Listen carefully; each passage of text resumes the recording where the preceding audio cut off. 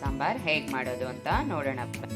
ತೊಗರಿಬೇಳೆ 1 ಕಪ್ಪು, ಈರುಳ್ಳಿ 2, ಮೂಲಂಗಿ 2, ಬೀನ್ಸು 1 ಕಪ್ಪು, ಬದನೆಕಾಯಿ 1, ಟೊಮೆಟೊ 2, ಹುಣಸೆಹಣ್ಣು ಸ್ವಲ್ಪ, ಖಾರ ಪುಡಿ 2 ಸ್ಪೂನ್ಸು, ಧನಿಯಾ ಪುಡಿ 2 spoons, sambar powder 1 spoon.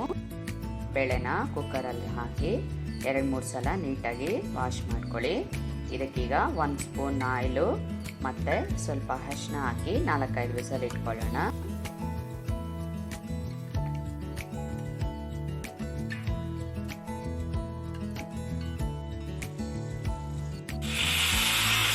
Cooker 4 whistle ಬಂದಿದೆ. ಸ್ಟವ್ ಆಫ್ ಮಾಡ್ಕೊಳ್ಳೋಣ. ಎಲ್ಲ ತರಕಾರಿ ಎಲ್ಲ ಒಂದು ಪಾತ್ರೆಯಲ್ಲಿ ಸೇರಿಸಿ 10 ನಿಮಿಷ ಹಾಗೆ ಬೇಯಿಸ್ಕೊಳ್ಳಿ. ಈಗ ಇದಕ್ಕೆ ಉಪ್ಪನ್ನು 1 ಸ್ಪೂನ್ ಸೇರಿಸ್ತಾ ಇದ್ದೀನಿ. ಈಗ ಇದಕ್ಕೆ ಈ ಸಾಂಬಾರ್ ಪೌಡರು, ಖಾರ ಪುಡಿ, ಧನಿಯಾ ಪುಡಿ ಎಲ್ಲ ಸೇರಿಸ್ಕೊಳ್ಳೋಣ.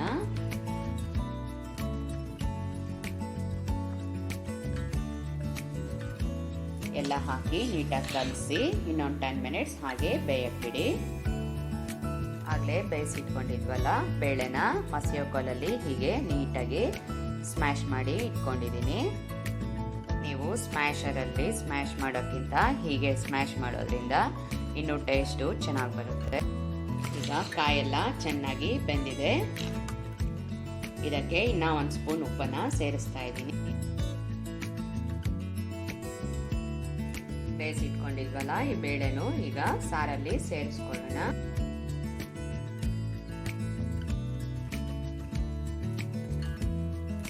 ಈಗ ಹುಣಸೆಹಣ್ಣು ರಸನೂ ಸೇರಿಸ್ಕೊಳ್ಳೋಣ.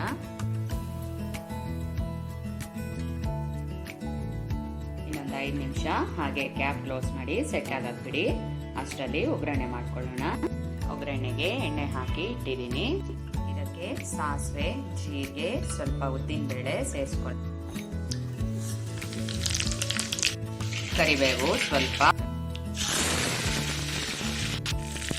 ಇಂಗು,